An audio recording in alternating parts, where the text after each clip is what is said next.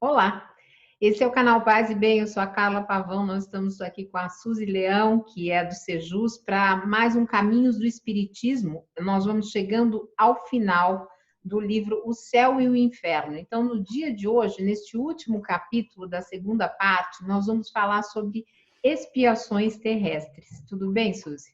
Oi, Carla, tudo bem? Dentro do possível, né? Um abraço bem grande, bem carinhoso a todos e todas que nos escutam, que nos acompanham. Bem, Carla, como eu estava te dizendo antes da gente iniciar, esse capítulo fala de 13 casos. Eu vou mais ou menos fazer uma contextualização antes da gente citar alguns casos que são bem interessantes.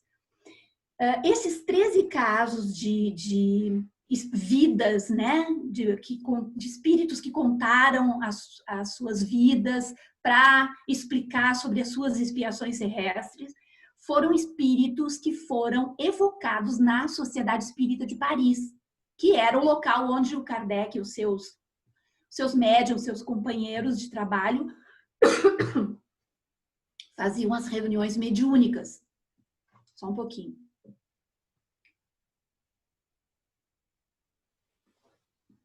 Então, tem vários casos bastante interessantes. Aqui contam 13 casos, né? Mas antes é muito importante que a gente perceba uma coisa. Antes de eu começar a falar dos casos. Isso daqui é uma pequena, mas uma mínima amostragem, né? Foram 13 pessoas que foram lá e contaram a sua história, 13 espíritos desencarnados, né? Que foram evocados. E através dos médiuns, eles contaram a sua história, contaram como havia sido a última encarnação, o porquê daquela aprovação e tudo mais, daquela expiação. Então, eu só não quero que as pessoas caiam no erro, né? Que é uma coisa que pode acontecer, de achar, então todo mundo que passa por essa situação está passando uma expiação. Não é bem assim. Nem sempre. Muitas vezes a pessoa solicita uma determinada expiação, não, ou uma prova, né? Daí a gente nem usa o termo expiação, a gente usa o termo prova, não porque está com alguma dívida do passado, papapá, não. Ela pede aquela prova para que o processo evolutivo dela seja mais rápido, né? Seja mais acelerado, porque muitas vezes a dor faz com que as pessoas cresçam, né? Nós podemos crescer pelo amor também, mas a dor ela impulsiona muitas vezes as pessoas para evoluírem. Então eu vou começar aqui, ó. E uma outra observação, essas evocações aconteceram no século XIX, então a gente também tem que entender a realidade que se vivia naquela época, né? 1863, 1865, que foi aquele período que o Kardec estava executando o seu trabalho. Bom, nós temos aqui, começamos pela história do Marcel, um menino de 8 anos, tá? Que foi chamado de menino número 4. Ele tinha recém-desencarnado, ele tinha uma doença congênita, o corpo era deformado, né? O corpo físico era deformado. É como se ele tivesse uma paralisia cerebral, alguma coisa assim. Ele não se comunicava. E ele desencarna, né? E ele é chamado na sociedade espírita e ele conta que na vida anterior ele havia sido muito rico, muito insensível, e ele pede para reencarnar dessa forma, né, para poder evoluir mais rapidamente. Na verdade, ele reencarnou a pedido dele próprio com aquela deformidade, porque ele achou que precisava se libertar de determinados preconceitos e tudo mais.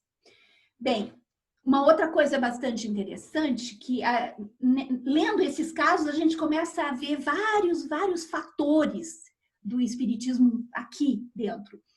O menino havia reencarnado com 8 anos de idade, né? Com o corpo deformado, com paralisia e tudo mais. Quando ele foi evocado na sociedade espírita, ele se comunicou como um homem. Ele se comunicou como um adulto, né? Então, ele desencarnou e retornou para a espiritualidade e já adquiriu a sua verdadeira identidade, né? Depois nós temos um caso que eu achei muito bacana, que é o caso do mendigo de Vilna. Também, eles evocaram esse espírito porque esse mendigo havia desencarnado há algum tempo nessa localidade chamada Vilna, que era provavelmente muito próximo ali de Paris. Todos eles ali conheciam essa história. E ele era um mendigo que, daqui a pouco, no velório dele, no enterro dele, a comunidade de Vilna toda parou, os comerciantes fecharam as portas e todo mundo foi no enterro desse mendigo, porque cada pessoa daquela comunidade devia um favor para aquele mendigo. Tu vê, um mendigo, olha que coisa mais linda.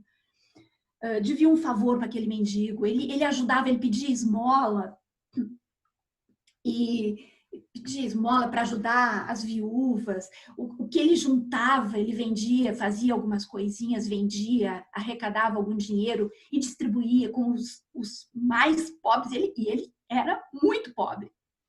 E aí foi muito bonito isso, porque chamou a atenção da sociedade espírita. Como é que um mendigo consegue mobilizar toda uma comunidade para paralisar quando ele morre? O comércio fechou, todo mundo foi. Aí ele foi evocado, né? Evocaram o tal mendigo e ele se apresenta. E ele diz, então, que sofreu, que tinha tido uma vida de muita riqueza e muita avareza, né? Que ele havia sido muito cruel com as pessoas, ele era como se fosse um senhor feudal, né? E aquela população que vivia em volta, naquele feudo dele, sofria muito, porque ele cobrava imposto até dos mendigos.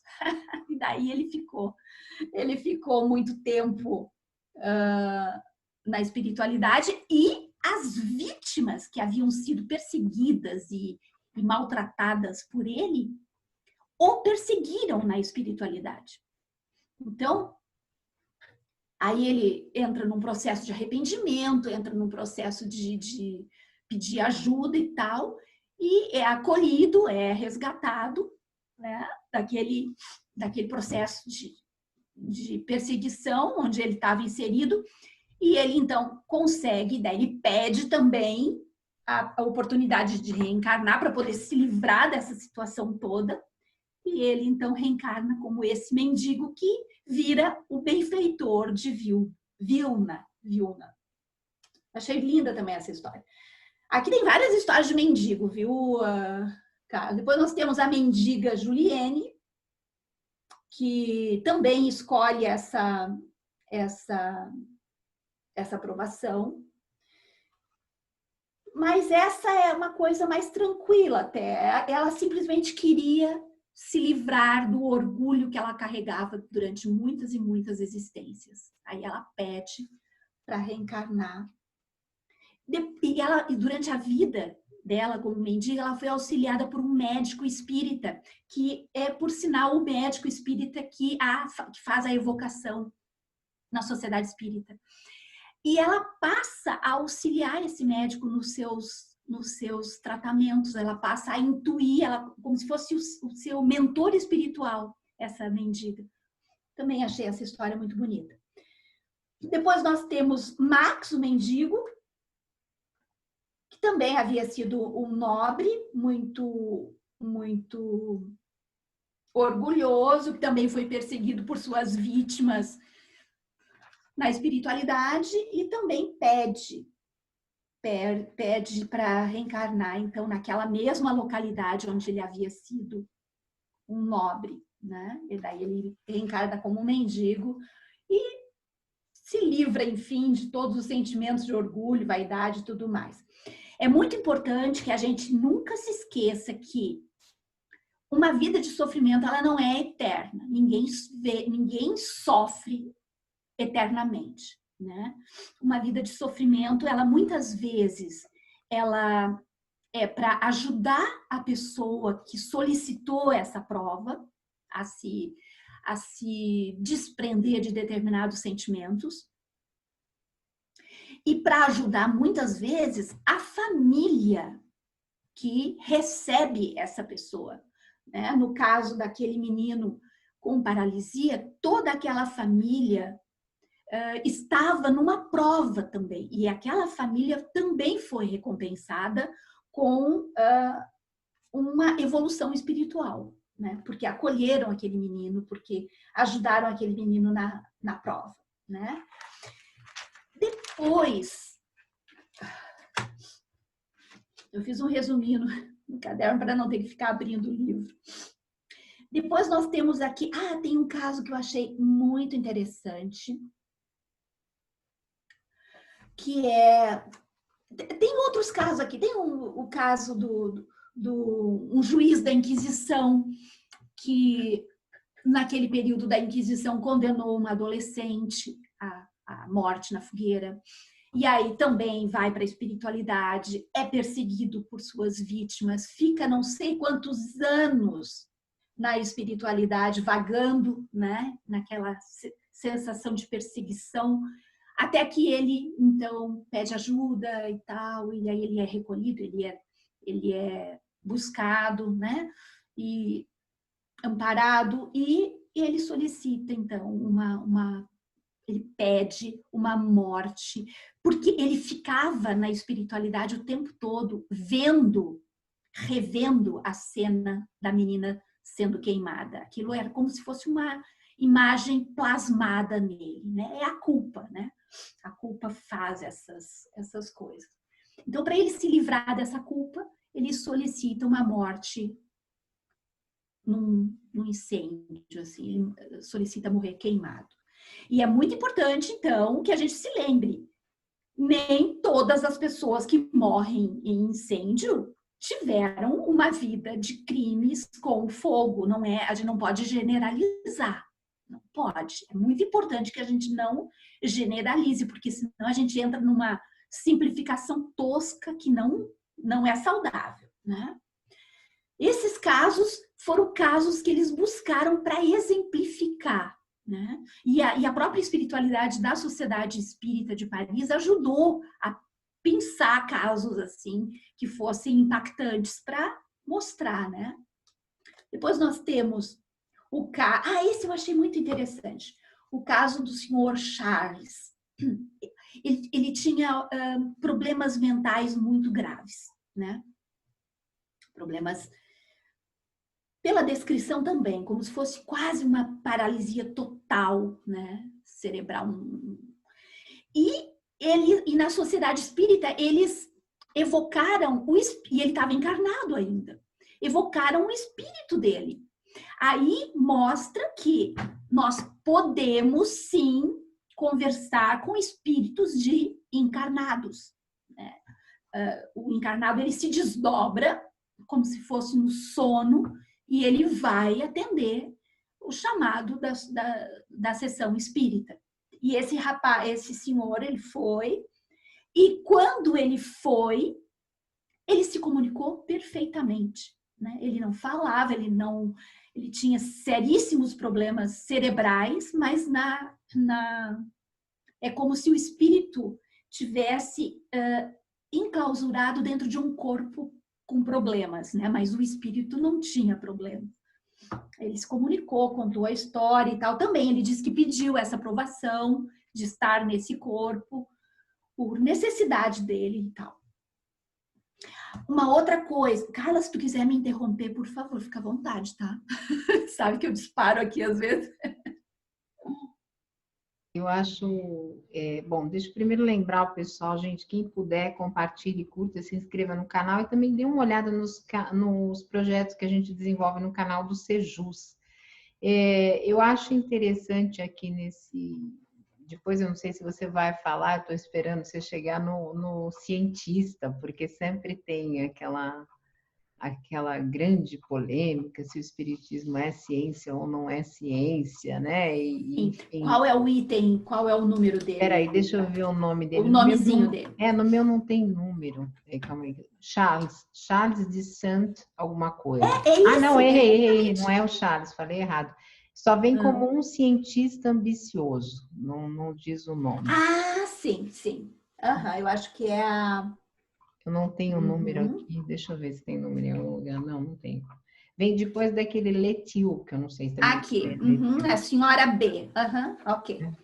Essa eu até tinha pulado, eu volto lá.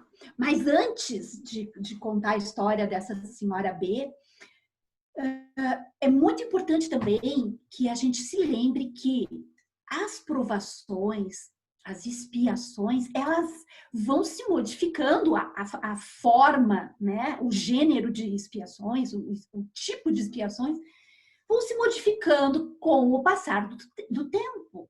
Né? Por exemplo, imagina uma pessoa que passou a vida desmatando, derrubando floresta, prejudicando a natureza, aí ela vai para a espiritualidade e eles dizem mandou o seguinte, passar a boiada. Mandou passar a boiada, coisas desse, né, desse sentido. Aí ele vai para a espiritualidade, reencontra lá as suas vítimas, porque muitos desses mandam matar, né? Mandam matar os pequenos camponeses, os ativistas, eles mandam matar. Aí tá lá as suas vítimas, não o perseguindo, mas assim, lembrando, botando para que ele lembre de toda a maldade. Aí ele pede para voltar, para poder se livrar de toda aquela carga, como um ativista ambiental. Tu entende? Então, existem muitas formas que a pessoa pode resgatar os seus erros. Eu coloco dessa forma, porque senão todo mundo vai pensar assim. Muitas pessoas podem começar a pensar assim: então aqueles que têm problemas de paralisia cerebral, todos são assim. Não, gente, não é assim. Não é, né? Foram pegas 13 pessoas apenas, como uma amostragem. Não quer dizer que todas as pessoas, todos os mendigos estão espiando porque foram nobres ou ricos, maldosos. Não é assim. Aliás, esse é um discurso do movimento tradicional, né? Que eles costumam dizer. Não, a gente não tem pode que quebrar se apegar isso. Porque ele invalida a luta por justiça social. Exatamente. Tu sabe aquela coisa de ler alguma coisa e interpretar de forma literal? Então, lê em 3 casos e pronto. É como se 3 casos fossem para tudo agora. Então, são exemplos de tudo. É a amostragem do mundo todo. Não é. Agora, o planeta Terra está com 7,8 bilhões de habitantes. Então, a gente não pode pegar um exemplo de 13 pessoas e dizer, não, é tudo isso. É isso. Quem é pobre está espiando porque foi rico antes. E não é assim, sabe? Chega a ser infantil até. Mas o caso do cientista é o seguinte: ele reencarnou como a senhora B. Eles nem deram o nome dela para não, sei lá, eles não quiseram talvez envolver a família, né? Porque afinal de contas eles estavam evocando espíritos que tinham recém-desencarnado ou desencarnado há 1 ano e tal. Ela tinha sido um médico muito ambicioso que fazia experimentos com os seus pacientes no passado. Fazia experimentos, testava drogas e os pacientes nem sabiam que estavam sendo usados como cobaia. Era tipo um Dr. Frankenstein. Aí ele desencarnou, né? E passou por todo aquele problema, vai para a espiritualidade e não tem paz, e não tem sossego, e fica visualizando toda aquela tragédia da qual ele foi o causador, né? até que se arrepende, tal, pede ajuda e a espiritualidade o ajuda e aí ele pede para voltar. Daí ele volta como a senhora B, que era uma mulher extremamente doente, tinha todas as doenças do mundo, todas as doenças, viveu uma vida de doença. E aí ela desencarna, né? E eles evocam a senhora B, talvez, eu acho que eu li, ela era conhecida de algum deles da Sociedade de Paris. E eles pedem, vamos evocar. E ela conta, então, essa história. Que agora, então, ela estava saudável, estava feliz, tinha se sentido, digamos assim, como se tivesse com as contas quitadas, né? É tudo uma questão de consciência. A pessoa, a culpa, a consciência, é isso que move a pessoa. Não é uma coisa que vem de cima, tipo, um castigo, uma punição. Eles usam nesse capítulo muito a palavra castigo e punição. E a gente também tem que se lembrar que 99% das pessoas que estavam na Sociedade de Paris eram católicos. E o dogma católico fala muito em castigo e punição. Então, a gente não pode querer que essas pessoas com um espiritismo recém saído do forno já estivessem falando de uma forma mais aberta. Não, eles ainda estavam carregando a religião que sempre tiveram, né? Então, sempre nós vamos encontrar muito esses dois termos, castigo e punição, nesse capítulo. Uma outra coisa, um outro caso agora. A senhorita Adelaide. A senhorita Adelaide, ela teve um caso, ela teve uma vida passada igualmente muito abastada, aí foi extremamente orgulhosa, aquela coisa toda. Deixa eu só abrir um parênteses, eu fico só pensando nessa nossa classe média, essa nossa classe média racista, homofóbica, cheia de preconceitos. Eu fico só pensando nessas pessoas quando desencarnarem e se derem conta do peso todo que estão carregando.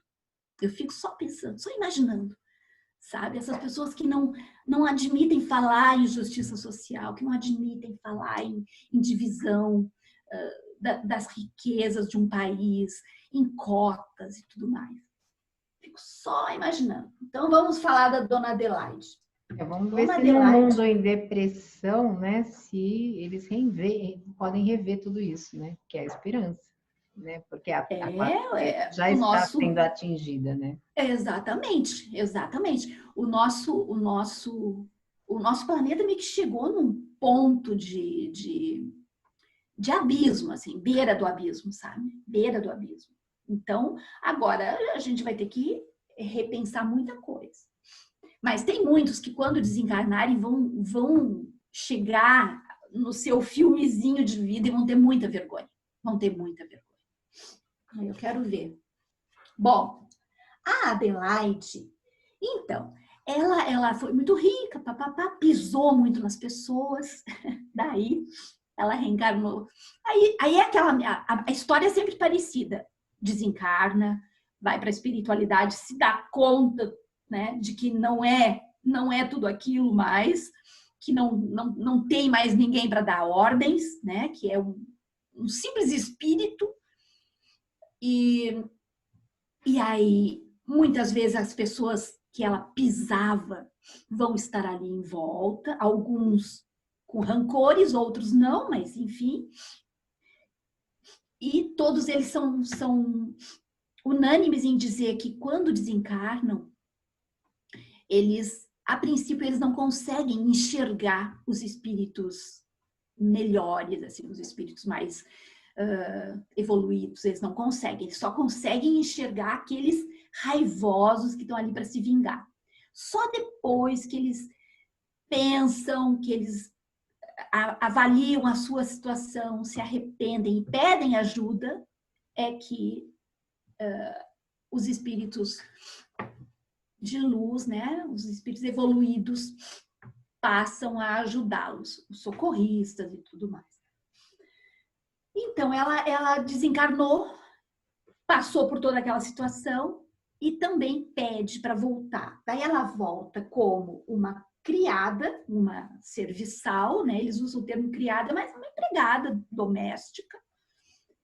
E os seus patrões entram em falência e ela passa a sustentar esses patrões. Ela passa a sustentar com o seu saláriozinho, e ela trabalha e tal. Aí os patrões morrem, deixam uma filha já mais velha, né?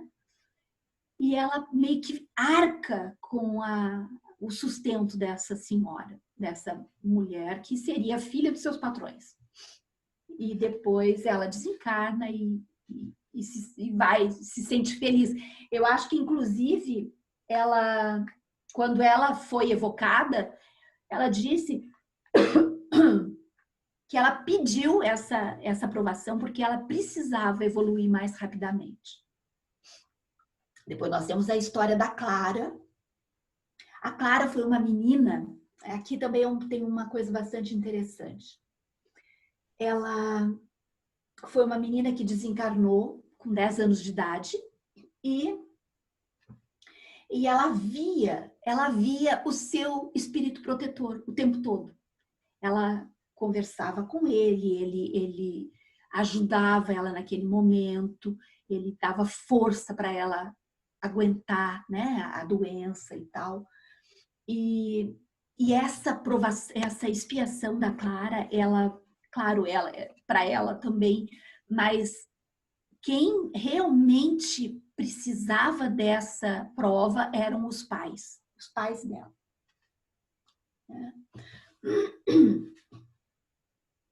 Depois nós temos a Françoise. A Françoise foi uma professora de catecismo cega. E depois ela desencarna e tal. E também na comunicação ela diz que durante todo o período dela de vida na cegueira, o espírito protetor dela a ajudava, né? Tipo, atravessar um bosque no escuro de noite, ele a ajudava, como se ele levasse ela pela mão. Achei muito linda essa história. E ela dá essa mensagem. Depois nós temos a história, agora só falta mais 2, tá? Depois a gente pode conversar um pouquinho sobre eles.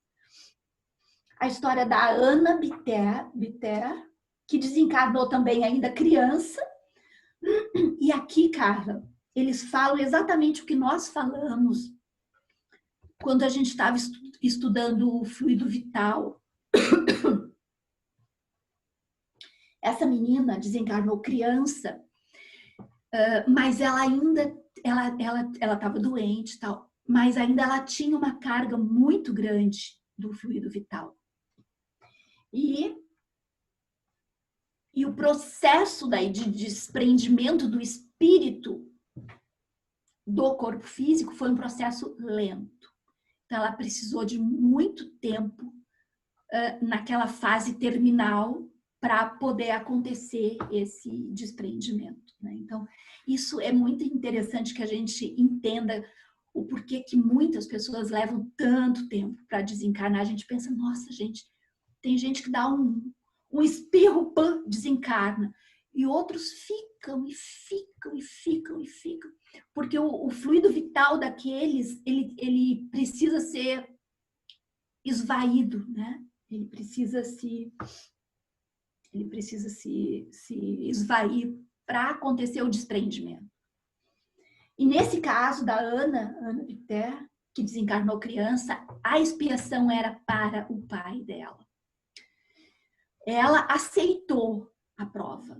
Ela aceitou ser a filha que iria passar por essa doença. Mas quem estava espiando era o pai. Depois nós temos o caso do Joseph, que é o último. O Joseph, ele passou 2 vezes pela mesma expiação. Ele foi cego numa encarnação,